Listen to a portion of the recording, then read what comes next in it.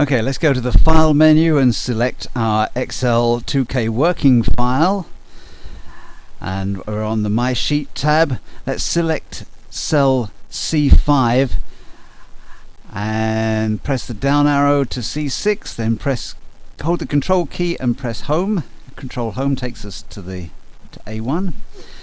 Let's click the slider on the scroll bar, and then Page Up will bring us back up again. Let's click in A5, hold the left mouse button down and drag to D9 to select those. Then hold the Control key down and click in A11,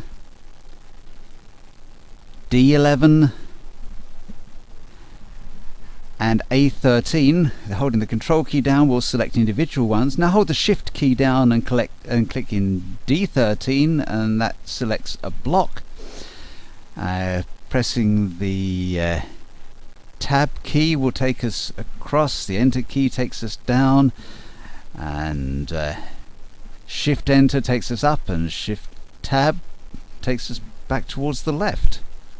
And now we'll click the bold button, and that will bold all of that. Let's click in B2 to see the effect.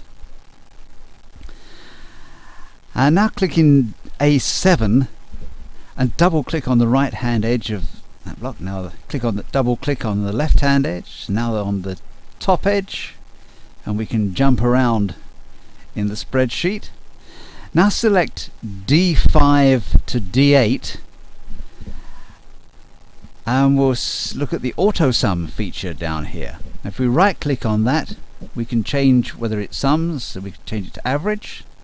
Let's right click on that and put it back to sum. Now click in B3 and go to the Windows menu and select Freeze Panes. And now let's scroll down and see what happens. See the headings stay there, but the rest scrolls down. Let's go to Windows and unfreeze panes.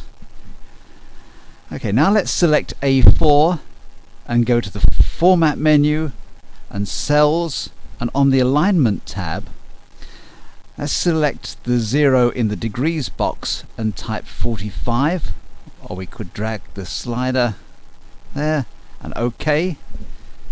Doesn't that look good? Now let's go to the Tools menu and Spelling. I say yes to that.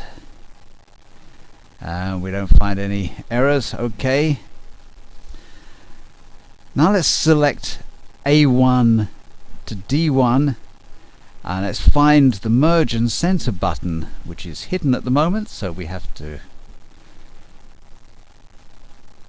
look in the More Buttons section, and there it is. And let's save that spreadsheet.